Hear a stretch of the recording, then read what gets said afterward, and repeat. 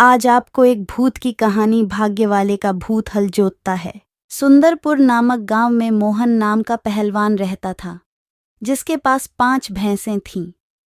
दिन भर भैंसों की देखभाल करना और उनका दूध पीना ही मोहन की दिनचर्या थी। भैंसों का दूध पीते रहने के कारण वह काफी बलवान हो गया था। मोहन अपने बचाव और सहारे के लिए एक लोहे की छड़ हमेशा साथ रखता था। इस कारण कोई भी मोहन को एक बार देख लेता तो उसकी हृष्ट-पुष्ट काया व शक्तिशाली शरीर को देखकर डर जाया करता था। मोहन का पूरी दुनिया में कोई नहीं था, तो उम्र बढ़ने के साथ उसे अपनी शादी की चिंता सताने लगी थी। इसलिए वह अक्सर लोगों से पूछा करता था कि उसकी शादी कहाँ और किससे होगी। लोग उसे देखकर डर जाते, वो उसके सवाल का जवाब न दे पाते थे। इस पर मोहन उनके साथ मारपीट किया करता था, जिसके चलते लोगों ने उस रास्ते से ही गुजरना बंद कर दिया था। एक बार किसी दूसरे गांव का एक ब्राह्मण और एक हमाम किसी विवाह समारोह में शामिल होने जा रहे थे।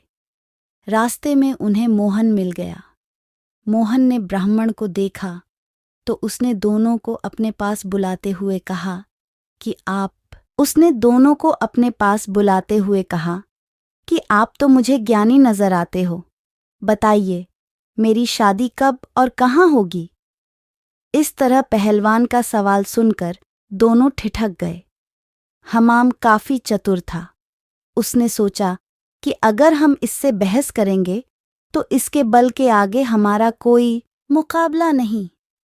हमाम को एक तरकीब सूझी और उसमें दूर एक ताड़ के पेड़ की ओर उंगली से इशारा करते हुए कहा कि आपकी शादी वहीं होगी।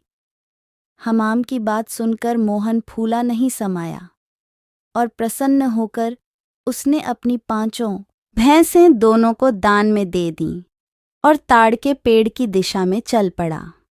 उस ताड़ के पेड़ के पास एक महिला अपने पति व एक बच्चे के साथ रहती थी।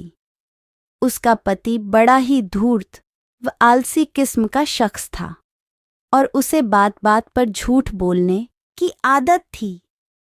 इस वजह से वह महिला अपने पति से बेहद परेशान रहती थी। काफी दूर तक पैदल चलने के बाद जब मोहन ताड़ के पेड़ के पास पहुंचा तो वह औरत घर के बाहर निकली। घर के आंगन में प्रवेश करते हुए मोहन लड़खड़ाकर गिर पड़ा और उसका एक हाथ औरत के गाल पर तमाचे की तरह लग गया। औरत को लगा कि पहलवान जरूर उसके पति को जानता होगा। अपने एक हाथ से गाल मलते हुए औरत ने पहलवान को अतिथि कक्ष में बैठने के लिए कहा और उसे जलपान कराने लगी। इतने में औरत का पति वहां पहुंच गया। एक पराये मर्द के साथ अपनी पत्नी को देखकर वह गुस्से से मोहन की ओर इशारा कर पत्नी से पूछने लगा कि यह शख्स कौन है। औरत ने डरते हुए कहा कि उसे लगा कि वह परिचित है, इसलिए उसने उसे भीतर आने दिया। अपनी पत्नी की बात सुनकर वह शख्स और भी क्रोधित हो गया और लड़ने के लिए मोहन की ओर झपका। शख्स को रोकने के लिए मोहन ने अपने लोहे की छड़ उसके सिर पर रख दी, जिससे वह आदमी वहीं मर गया। यह सब दृश्य देखकर उसकी पत्नी रोने लगी। माहौल को देखकर उसकी पत्नी रोने लगी। माहौल को देखकर पहलवान वहां से जाने लगा तो उस औरत ने मोहन को रोक लिया और कहने लगी कि उसके पति के अलावा घर में कमाने वाला कोई नहीं था और उनकी मृत्यु के बाद अब तुम्हें हमारे साथ ही रहना होगा। इसके बाद मोहन उस औरत के साथ उसी घर में रहने लगा।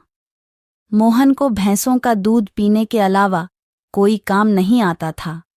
ऐसे में कुछ दिन बाद जब घर का राशन खत्म होने लगा तो महिला ने उससे कहा कि वह बाहर जाकर कुछ कमा कर लेकर आए या फिर राजा के पास जाकर खेती के लिए जमीन मांग ले।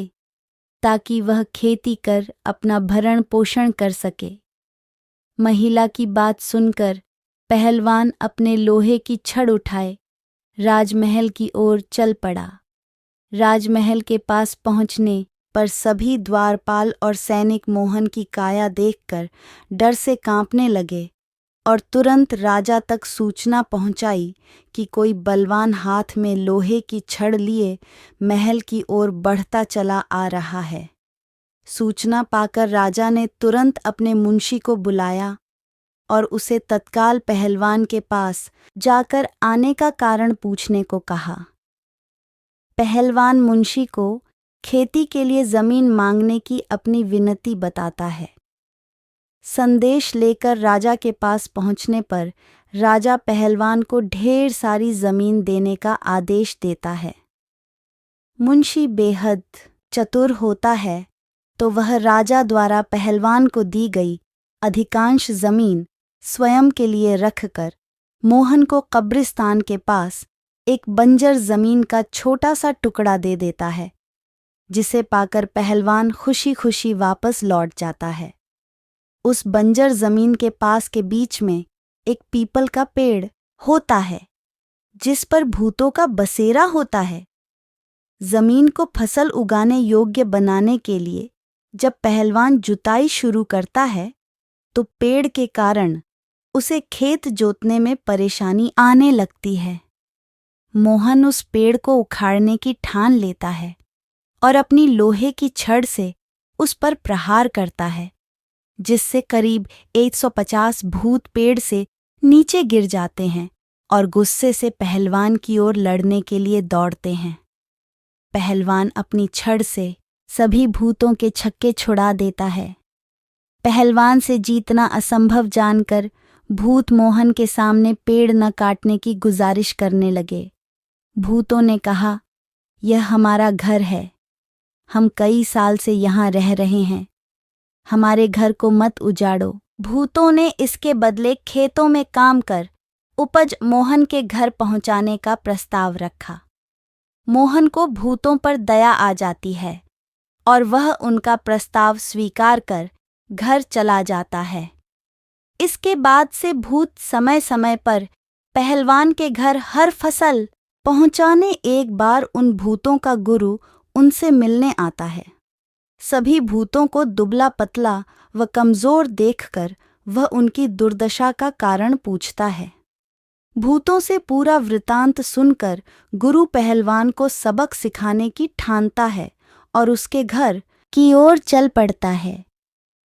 भूतों का गुरु एक बिल्ली का रूप धारण कर पहलवान पर हमला करने की योजना बनाता है। उन दिनों पहलवान के घर में रोज एक बिल्ली रसोई में घुसकर सारा दूध पी जाती थी, जिससे वह काफी परेशान था। उस दिन पहलवान भी उस बिल्ली को सबक सिखाने के लिए दरवाजे के पीछे छिपकर बिल्ली का इंतजार कर रहा होता है। जैसे ही बिल्ली के रूप में भूतों का गुरु कमरे में प्रवेश करता है, पहलवान उस पर प्रहार कर देता है। पहलवान के प्रहार से भूतों के गुरु की कई हड्डियां टूट जाती हैं और वह अपने असली रूप में आकर अपनी जान बख्शने का निवेदन करने लगता है।